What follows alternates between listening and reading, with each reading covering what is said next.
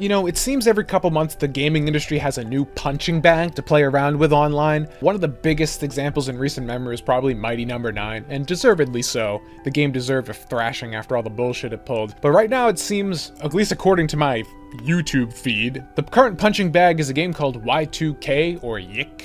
It is Y2K, but it looks like it says Yik.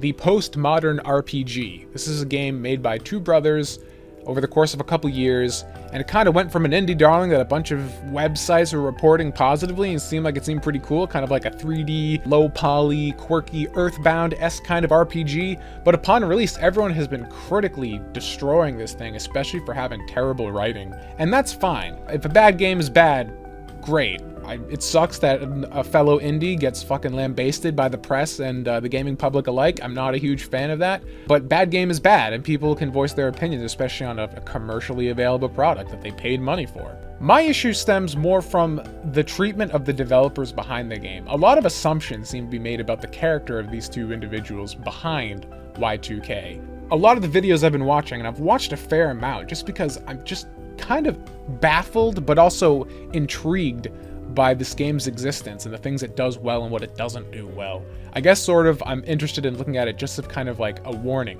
a way of kind of understanding how critical errors can make an indie project be received so badly. I just feel like maybe for me there's something to learn there, so I can avoid mistakes that these guys might have made, even though their genre is completely different.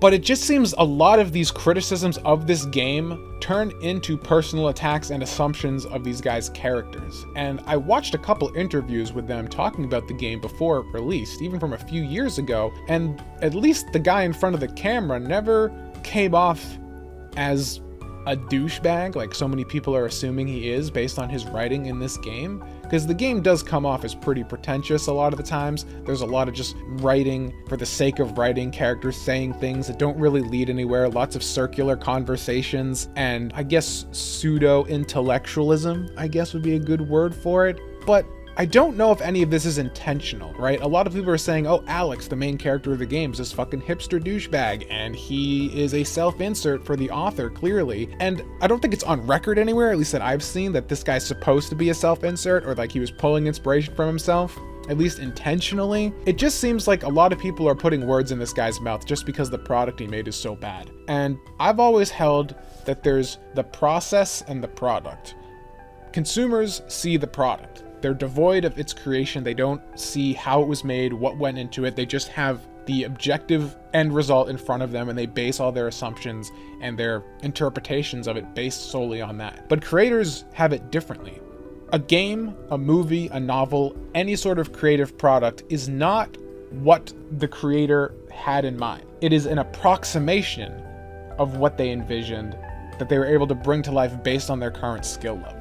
Everything that any artist has ever made has never been what was in their mind. It's a separate thing. It's the best approximation they could bring into physical reality. And because of that, a lot of the times there's a disconnect. In fact, 100% of the time, there's a disconnect between what the creator sees in it and what the public will see in it. Because inherently, there are assumptions that the creator makes, because when they look at the thing they're making, they know internally in their minds what it's supposed to be. So even if what's staring back at them directly in the face isn't that, they still see it as that because that's what the thing in their mind is, what they're trying to make. So they will see it as such and not what's actually there. This is a difficult phenomenon to describe for someone who has never tried to make anything themselves. But all you gotta do to understand where I'm coming from to a very basic degree is think of a really cool drawing of like a ninja or something in your mind.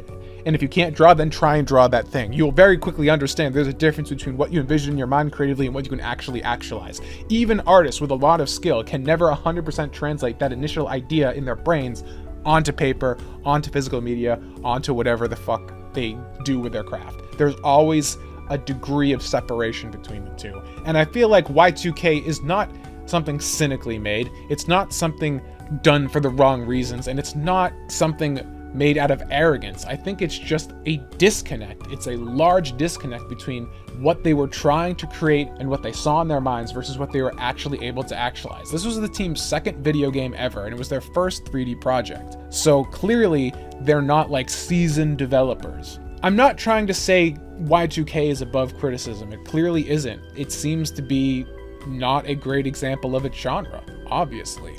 Haven't played the game, because even if it was a shining example of its genre, I'm not super interested in that genre, so it probably wouldn't be something I'd pay money for. That being said, it just seems so ill-intentioned to take out your frustration on a product on the people who made it, especially when, as far as I know, there was no Kickstarter for Y2K. It's not like something like a Mighty Number 9 where they took people's money, had a bunch of bold claims, and then failed to deliver on any of them, and just made every possible boneheaded move as they've totally collapsed in on themselves over the course of a year or two. This is a game made by two individuals, by themselves, no Kickstarter. They got picked up by a small publisher, and they just did their thing. It's very possible they didn't do enough playtesting. When you're working with somebody else, you can constantly ping your ideas off of that other person, and maybe they did that a lot instead of going outside and trying to get more playtesting done to realize that, oh, a lot of these mechanics don't really play that great. Characters don't do enough damage. A lot of these mini-games for the attacking and defense take too long, that even menial encounters that should be done quickly take way too long. I don't know. I'm not saying that is what happened, I'm saying that's a possibility. All I'm saying is that there's a lot of negative talk around these guys and their game, and while it's all fair game when it comes to the game itself, it seems like taking these criticisms and making them personal seems like a huge mistake, because we don't know what was going on behind the scenes, and as far as I can tell, these guys were just trying to make a good game. Obviously, I'm biased here because I'm just a guy trying to make a good game, so I see myself in their failure right now. And that kind of scares me because I don't want to be the next Y2K. Obviously, I'd like my game when it's finished to come out and find its audience and do well and serve a niche effectively. And I'm terrified all the time that I'll fail to do that, especially for my first game. I don't know. I don't like seeing small guys getting shit on by the internet. And, you know, maybe think twice about it.